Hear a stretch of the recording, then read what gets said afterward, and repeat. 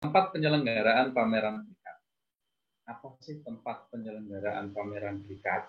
Bapak Ibu, namanya saja pameran gitu ya, tempat penyelenggaraan pameran. Ini berarti toko bebas bea yang diberikan kepada perusahaan yang melakukan kegiatan penyelenggaraan pameran yang bersifat internasional, gitu ya.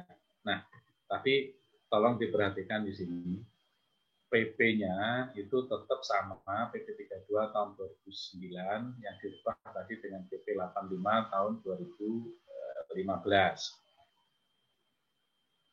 Aturan pelaksanaannya Bapak Ibu, aturan menteri ataupun direktur jenderalnya itu masih menggunakan keputusan Menteri Keuangan nomor 123 tahun 2000. Artinya sudah cukup lama ini.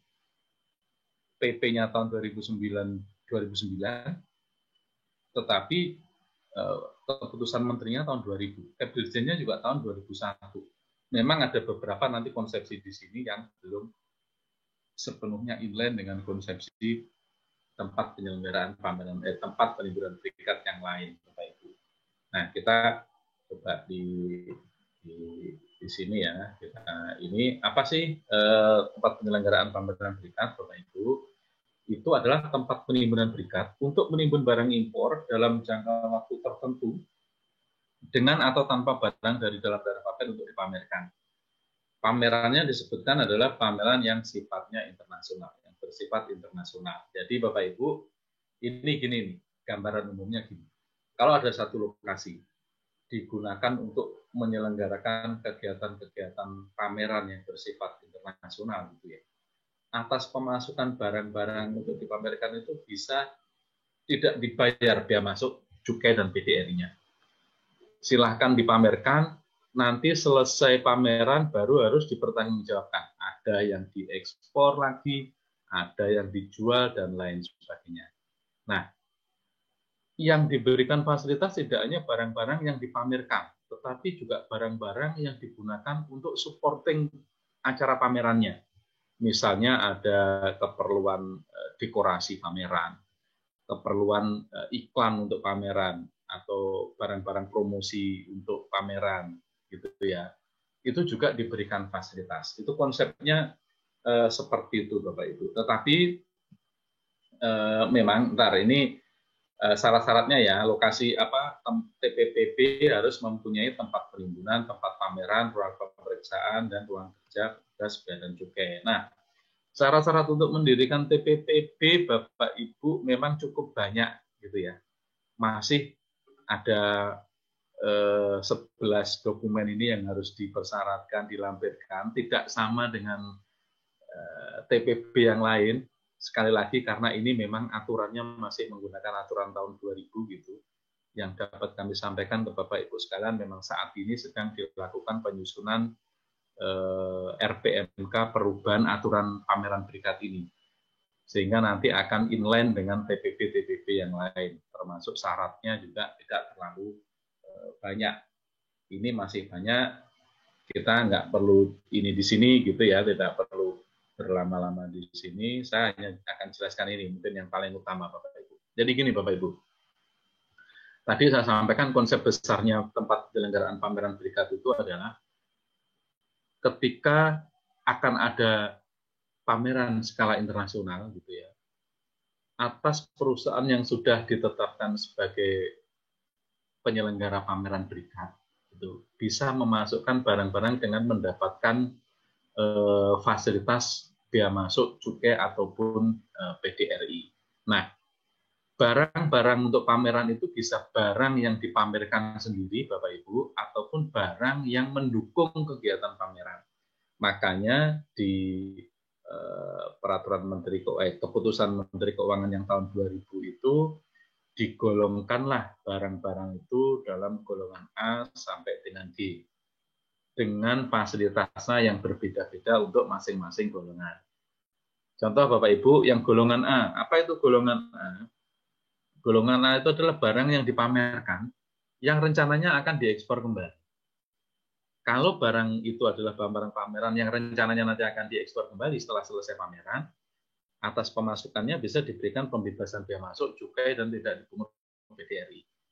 ini kesampingkan dulu ya, kok namanya ini berbeda, kok ini pembebasan, sedangkan TPP yang lain namanya penangguhan bea masuk dan lain-lain. Bapak Ibu, memang sekali lagi saya sampaikan ini masih merujuk kepada keputusan Menteri Keuangan yang lama tahun 2000 yang akan dirubah nanti kalau perubahan ke depan itu inline Pak, Bapak Ibu, nanti namanya ya penangguhan, tidak dipungut PDRI gitu. Tetapi karena memang saat ini yang existing berlaku seperti ini kami sampaikan seperti ini ya. Jadi untuk barang pameran yang rencananya akan diekspor kembali itu diberikan pembebasan bea masuk, cukai dan tidak dipungut PDRI.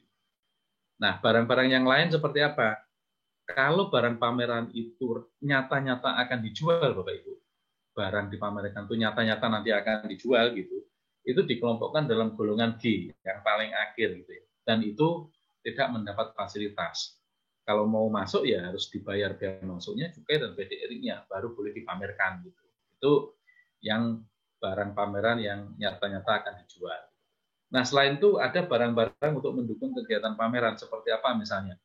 Ada barang cetakan untuk keperluan promosi seperti pamflet, leaflet, brosur. Terus kemudian ada barang untuk keperluan stand pameran seperti untuk dekor, poster, foto, misalnya butuh LCD untuk dipasang di stand pameran dan lain-lain ya. Itu diberikan pembebasan bea masuk, cukai dan PDRI dengan catatan maksimal nilainya maksimal adalah 1.000 US dollar per tiap-tiap peserta. Kemudian ada barang untuk keperluan reklame dan lain-lain ya, yang golongan D, dan kemudian ada golongan E itu barang atau barang yang habis pakai untuk melakukan peragaan. Nah, khusus untuk yang F, Bapak Ibu, golongan yang F itu makanan dan minuman yang habis pakai untuk kegiatan pembukaan atau penutupan pameran itu tidak diberikan fasilitas. Ini Bapak Ibu penggolongan barang-barang yang masuk ke tempat penyelenggaraan pameran berikat. Nah, bagaimana cara mendapatkan itunya nanti? Prosedurnya seperti apa, Bapak Ibu? Jadi yang pertama, penyelenggara dan pengusaha tempat penyelenggaraan pameran berikat itu mengajukan izin, sama kalau proses pengajuan izinnya tetap menggunakan portal registrasi.insp.go.id. Kemudian diterbitkanlah izin penyelenggaraan pameran berikat. Nah, setiap tahun, Bapak Ibu, setiap tahun penyelenggara pameran berikat ini harus mengajukan seket pembebasan bea masuk kepada kantor wilayah bea dan cukai. Caranya mengajukan permohonan pembebasan dengan melampirkan apa saja rencana pameran yang akan dilakukan selama 1 tahun ini.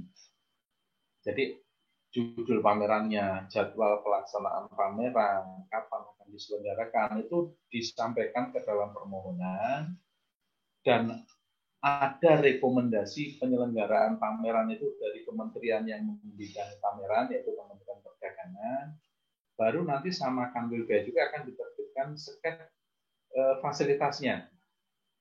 Setelah mendapat seket pembebasan bea masuk, cukai dan PDRI-nya, Bapak Ibu baru bisa memasukkan barang-barang golongan A sampai golongan F tadi ya, yang A sampai yang dapat fasilitas itu A sampai E tadi bisa dimasukkan dengan mendapatkan fasilitas. Nah, masuk dengan fasilitas, diselenggarakanlah kegiatan pameran. Ketika pameran berakhir, Bapak Ibu, ketika pameran selesai gitu ya, ketika pameran berakhir, pameran selesai, 30 hari setelah selesainya pameran, penyelenggara pameran tadi harus menyelesaikan barang-barang yang ada di yang tersisa gitu ya. Kalau dia masuk golongan A, berarti ya harus diekspor, harus sudah diekspor. Kalau barang-barang itu barang-barang yang memang habis pakai dan lain-lain, harus ada pertanggungjawabannya. Itu ya, ada laporannya. Nah, bagaimana kalau barang yang tadi barang dipamerkan untuk diekspor kembali tadi tidak diekspor gitu, tidak diekspor dalam jangka waktu 30 hari, ya berarti dinyatakan sebagai barang yang tidak dikuasai nanti. 30 hari tidak diselesaikan, dinyatakan sebagai barang tidak dikuasai, 30 hari lagi masih belum diselesaikan, bisa dinyatakan sebagai barang dikuasai negara. Begitu ya, Bapak Ibu ya. Nah, kalau barangnya dari KB gimana? Barang dari KB misalnya dikeluarkan untuk dipamerkan, 30 hari harus dikembalikan. Tetapi kalau 30 hari nggak dikembalikan, ya harus dilunasi biaya masuk, cukai, dan PDRI-nya.